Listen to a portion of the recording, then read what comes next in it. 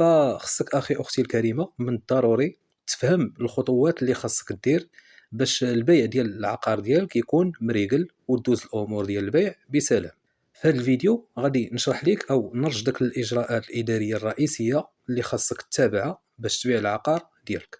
اول حاجه اللي خاصك دير باش تبيع العقار هو التجهيز ديال الورقات او الوثائق الاساسيه للعقار ديالك. بالنسبه للوثائق الاساسيه لبيع عقار كتشمل العنوان ديال الملكيه والبلان او الخريطه ديال القطعه الارضيه والشهاده ديال التطابق واي وثيقه اخرى ذات صله بهذا الشيء. بالنسبه لشهاده التطابق سيادنا كيمكن لك تلقاها عند الوكاله الوطنيه للحفظ العقاري والتخطيط العقاري.